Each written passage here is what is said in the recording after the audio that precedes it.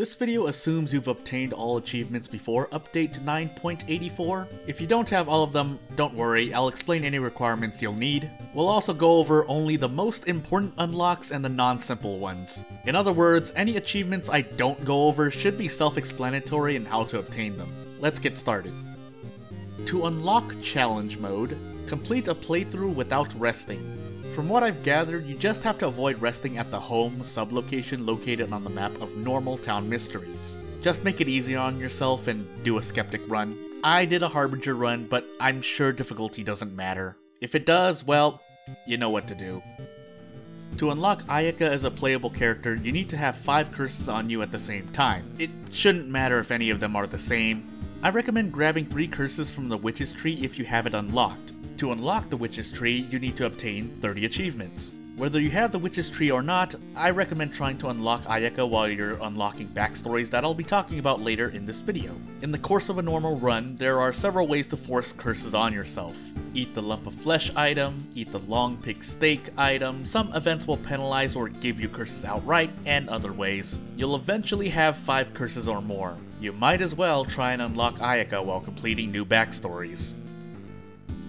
To unlock Toshiaki as a playable character, you need to get killed by the History Club sublocation. You unlock the History Club by obtaining 50 achievements. Whether you already have the club or when you get it, you need to enable it through the City History section on the school location. It's not enabled by default. Visit the club and use it by getting whatever you want, it doesn't really matter. Do it until you get a bad ending. After the bad ending, you'll get the associated achievement and unlock Toshiaki as a playable character. To unlock the new old god Herald, you'll need Moriko, a light source, the fuel item, and the mystery Perilous Parable of the Peculiar Painting in your run. We'll call it painting for short. Then, make sure hardware store is available in the seaside location, which it is by default. Also, note that you cannot play Painting, or Ward, as a mystery until you've unlocked it with Card Pack D. For returning players, complete a 5th playthrough. Literally, just do 1 playthrough. For newer players, you'll need to complete 5 playthroughs. It should be enabled by default after you unlock Card Pack D. Once you have everything set up, start a run as Moriko. If Painting is not on your mystery board, reroll mysteries using the top left Reroll Mysteries button until it appears. Also, make sure you have a mystery that takes you into town, such as Ramen, Arms, Bulletin, etc. Not Scissors, Festival, Vigil, or Ward. Do any one town mystery before doing Painting. This is because you need 2 items to get the chainsaw and make it equipable. First, you need a light source. A flashlight from the dog shop or the hardware store will do.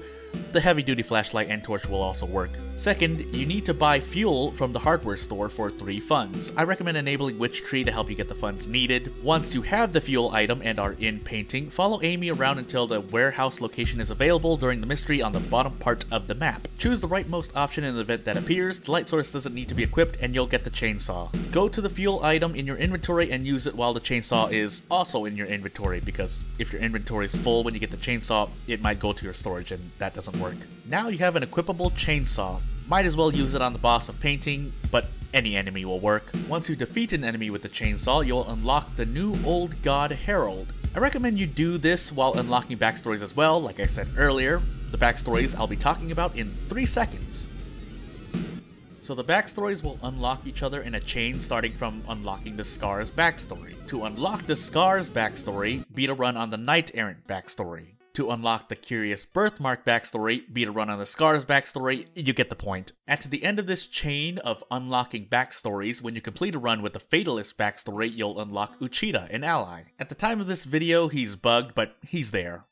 Every other achievement that's left is self-explanatory. Complete each challenge in challenge mode to unlock more items here and there.